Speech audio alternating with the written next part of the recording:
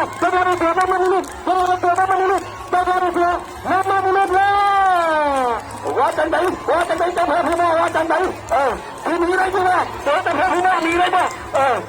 มีอะไรบ้างจะแพ้พี่น้องมีอะไรบ้างจะไหนจะแพ้ตั้งแพ้จะแพ้ตั้งแพ้จะจังไหนจะแพ้พี่น้องปัดเลยจะไหนจะแพ้พี่น้องน้ำมันละน้ำมันละจะโดนเสือน้ำมันนิดจะโดนเสือน้ำมันนิดปั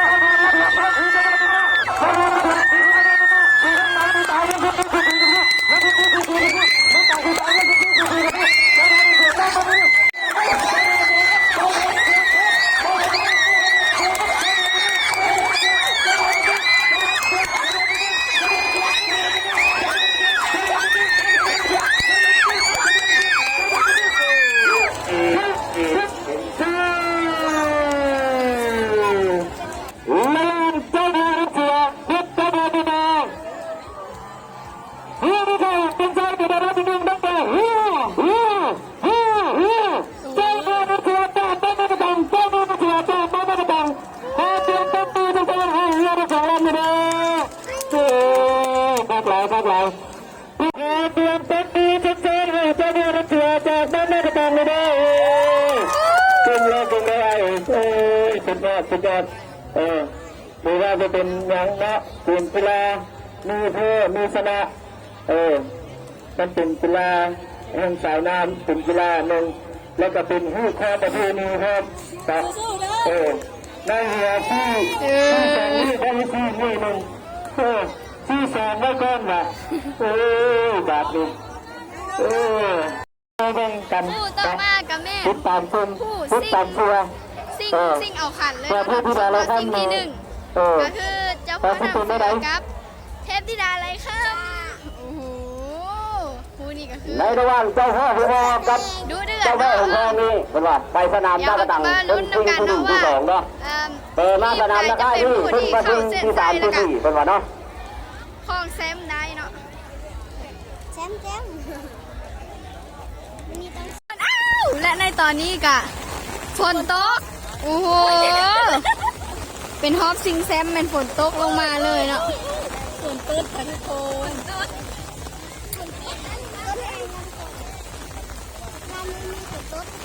เนาะครูบอยอยู่ในหน้าได้บ่ ก็ตังให้กันมาแล้วแต่ให้ท่านผู้ชายของประธานคุณเพื่อนเนี่ยแล้วก็นำมาประธาน ตอนนี้เทพเดียวเลยเข้ากับกำลังชีขึ้นเรือแล้วก็พายขึ้นสู่จุดปล่อยเนาะนี่ก็แม่นกองเสียเด้อ ผู้รับฟังดังนั้นก็เลย ไม่เป็ดโอ้ยแม่นที่ปวดคนกับบ่มีอันนั้นให้เนาะสู้ๆเด็ดสิได้อะไรคะฉันจองไปที่ผิวแล้วอัดคลิปอัดคลิป ตอนนี้ก็กำลังสิขึ้นแล้วเด้อท่านผู้ชม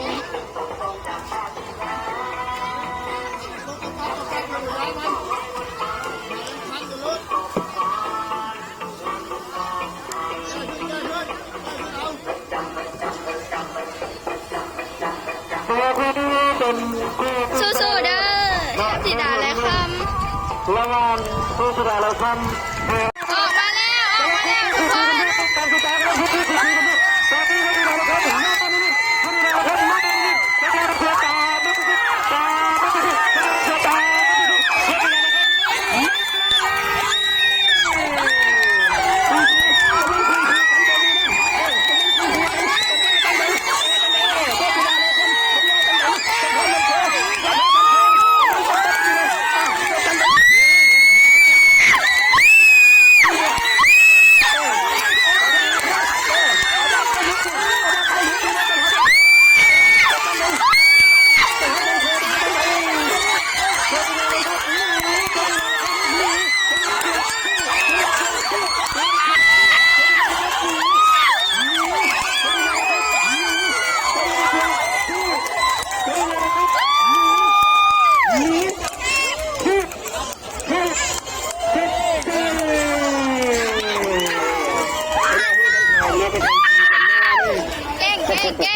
เก่งหลายนะท่านผู้ชมนะ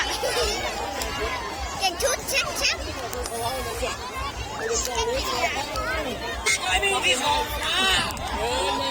การตัดสินออกมาเป็นที่มาเลยคือเป็น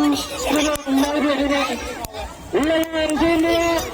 เรียกที่ด่าเลยครับจากบ้านมาดามครับก็รับเสียจากบ้านมาดาม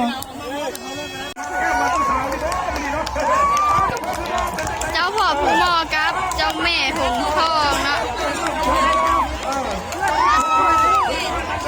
เจ้าพ่อผู้มอแม่นอยู่พักทางกองเสียพี่เด้อท่านผู้ชมลองน้ำหนึ่งส่วนเจ้าแม่หงทองแม่นอยู่ลองน้ำที่สอง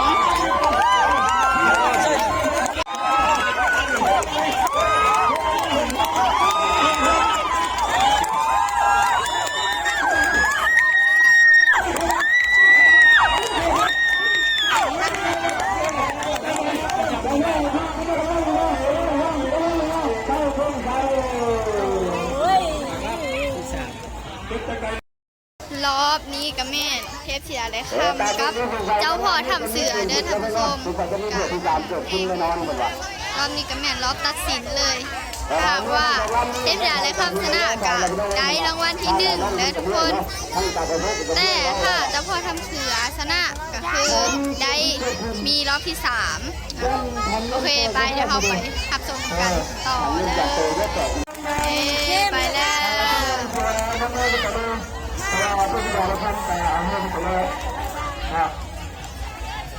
ก็ผมพูดไป แล้วเอาโกบไปพูดนะมาดิมาดิ ออกมาแล้วออกมาแล้วทุกคน แล้วจะมาเสียตัวเราเรื่องจากบ้านต่างๆแล้วเราเพื่อพัฒนาเราครับดูแลจากบ้านต่างๆกำลังดูดีสุดๆดูกำลังดูดีสุดๆดูแล้วเราจะมาเสียเพื่อเป็นเรื่องการมีบ้านจะมาเสียเรื่องมีเรื่องการมีบ้านเป็นเรื่องการมีเป็นเรื่องที่เราไม่รู้ว่าทำดีกันจัดการช่วยกันได้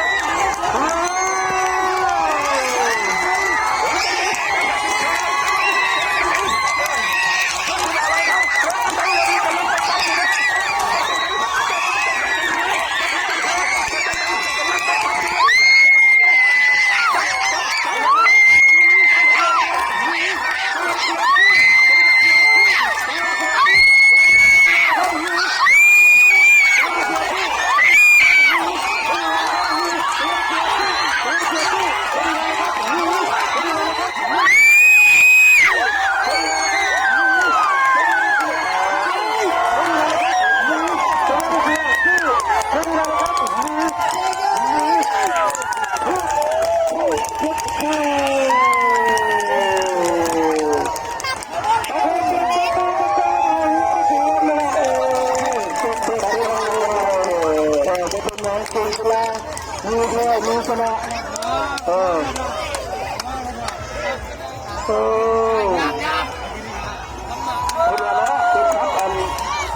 หุ้นกีฬาเราทำจุดตรงนี้วันไว้แล้วคุณเดียวเนาะพ่อใช้ทางไปจุดที่กล้องว่าคุณเดียวนี่คุณเดียวเนาะคุณอะไรดีปูชายจะได้จะเป็นนะปูชายน่าจะได้ดี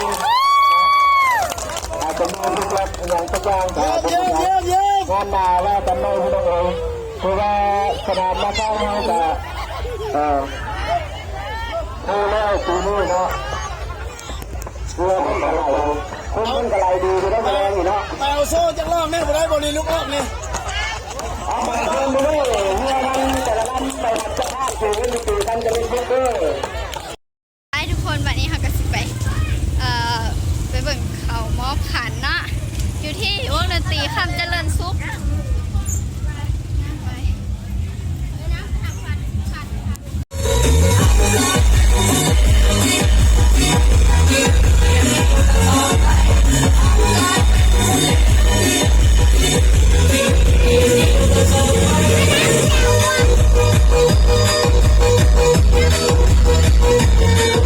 ในนามคณะพิโซเนาะจัดการแข่งขันกีฬาประจำปีเนาะบุตรสมเพื่อ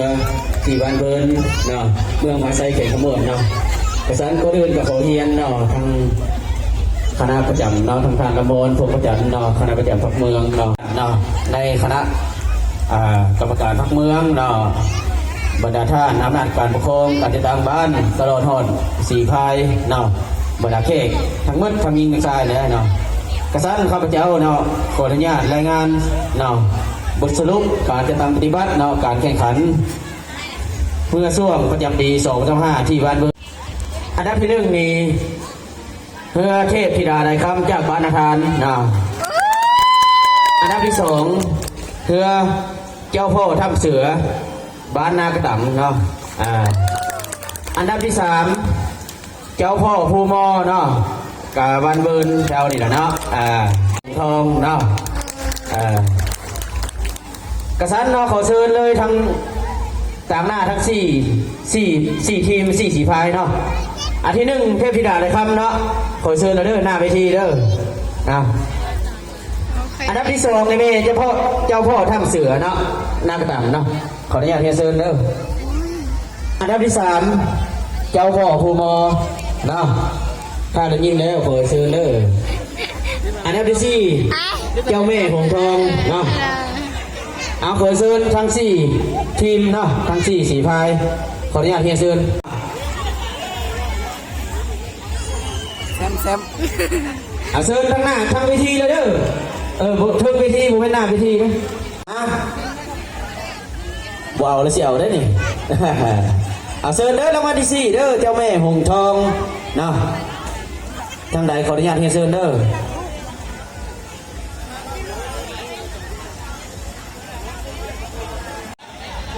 กระสันเนาะเป็นเกียรติมอบรางวัลที่4เนาะขอเชิญทางท่านคำล่าแก้ววงศาเนาะของในบ้านเบิร์นเด้อเป็นเกียรติมอบรางวัลที่4เนาะขอเสียงตบมือได้เด้อ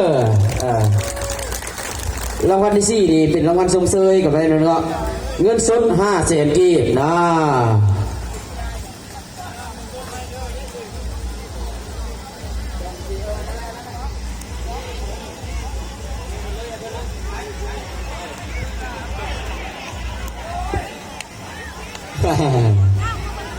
เบิ่งกองเนี่ยเด้อเบิ่งกองเนี่ยเด้อเนาะโอเคเนาะมอบรางวัลที่3บาทนี่เนาะขออนุญาตเชิญทั้งท่านสิงห์พาวงศ์เนาะในบ้านวันเวิร์นเด้อเป็นเกียรติมอบรางวัลที่3ขออนุญาตเชิญเด้อเอาเชิญเนาะรางวัลที่3นี่แม่นเจ้าพ่อภูมอเนาะเงินสด1 ล้านกีบนะ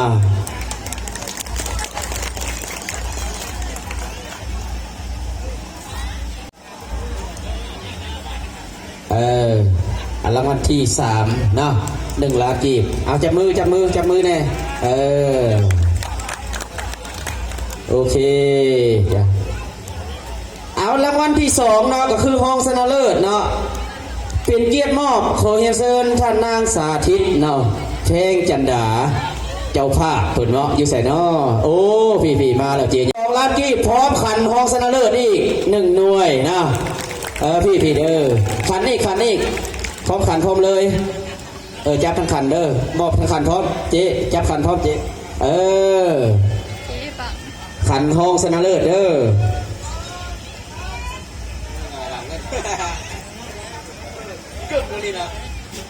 โอเคบัดนี้รางวัลชนะเลิศเนาะเป็นเกียรติมอบขอเรียนเชิญท่านละมนพวงพระจันทร์เนาะคณะประจักษ์ผักเมืองเนาะขออนุญาตเรียนเชิญได้ใหญ่เด้อเนาะเอาขอเสียงตบมือเลยเด้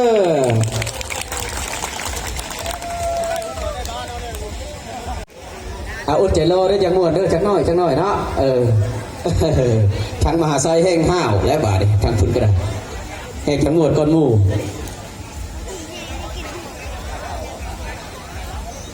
เจ้าเนาะ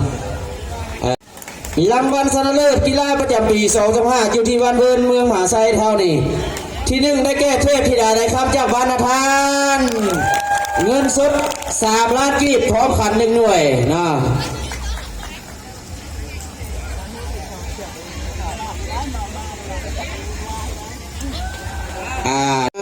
โสมหน้าโสมตาเด้อนี่เด้ออันนี้ผมแม่สีพายได้หัวหน้าทีมสีพายนะ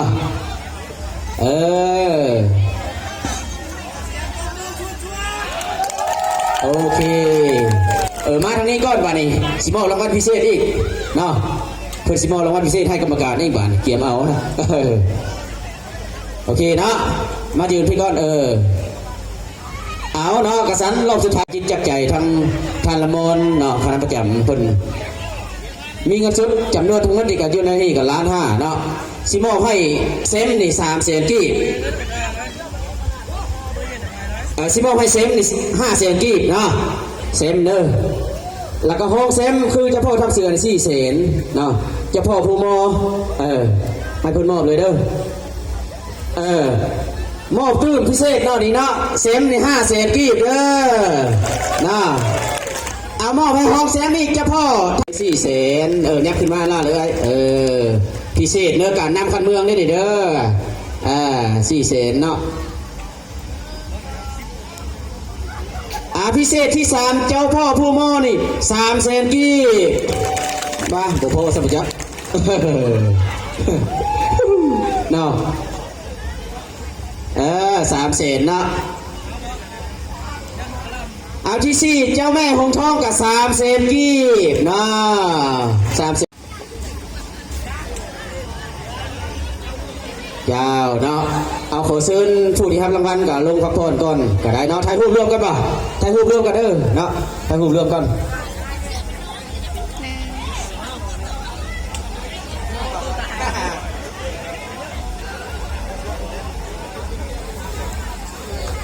เอาผู้ที่ทำรางวัลก็เชิญลงพักผ่อนอยู่ร่วมก่อนเนาะกระสันเนาะเป็นเกียรติเนาะในครั้งนี้ก็ขอเชิญท่านละมนพวงพระจันทร์เนาะคณะประจักษ์ผักเมืองมีคำเห็นโอล้มพิธีแล้วก็ก้าวปิดงานบริปิดเป็นจริงได้ทุกคนสำหรับคลิปนี้ก็คือหมวดหลายเนาะและถ้าเพื่อนมาที่นี่ก็อย่าลืมกดแชร์เพื่อเป็นกำลังใจให้พวกเราได้สร้างสรรค์ผลงานแบบมาเนาะบ๊ายบายแล้วพบกันใหม่คลิปหน้าด้วยทุกคน